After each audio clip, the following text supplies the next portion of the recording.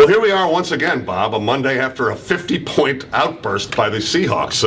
Easy victory. I mean, there's no point necessarily plowing through the specifics of it, and there's just a bunch of individual guys to look at. It was never a concern. Come on. You were right. Never was. And I tell you, one of the guys we can talk about is a guy that we talked to on the show, and it's a real fun interview. I hope you listen to it on the podcast.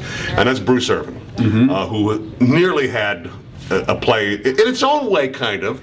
It was almost as spectacular as Earl Thomas's play. I mean, he was really moving, trying to get his balance. But again, kind of talking to the impact that he's made, and we're talking about rookies a lot. Russell Wilson is Offensive Rookie of the Year. Heck, Bobby Wagner's even getting talked about as maybe a Defensive Rookie of the Year. Right. Bruce Irvin, we said if he has 10 sacks in his first year, you got to feel that he's had a successful year, and he's 2 away right now. 2 away. His only deal is getting them done on the road. He's got 2 on the road, even though he thought he had none. He's got 2 on the road that came against Carolina. But he's had an impact. We saw him have an impact in the game yesterday, even though he didn't come up with a sack.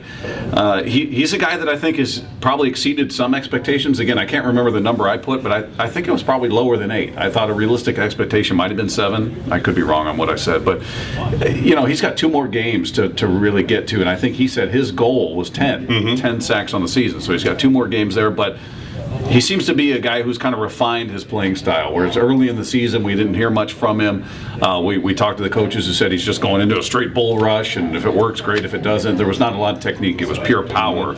He seems to have adjusted a bit. We've seen the adjustment, and we've seen what you and I have harped on more than I think anybody is, it doesn't have to show up in the stat column. It doesn't have to be a sack. Just have a presence, have an impact, flush that guy out. And I feel like the Dallas Cowboy game was the first time we really saw him get that going, where it didn't result in a sack per se, but really just harassing Tony Romo and harassing quarterbacks into making mistakes or getting them out of their comfort zone. Well, I was listening to the post game yesterday, and Chris Clemens, who had 2.5 sacks yesterday, talking about how he credits Bruce Irvin for a lot of that he is taking up a lot of attention already on the other side when he's on the field with him. So there's kind of what you're talking about right there. Irvin having an impact, as far as Clem is concerned, on his totals. And Clemens went over 10 sacks for the 3rd straight year with the Seahawks yesterday. So Bruce Irvin's making a big impact on the field, off the field. And if you listen to the podcast, he's really fun to talk to, too.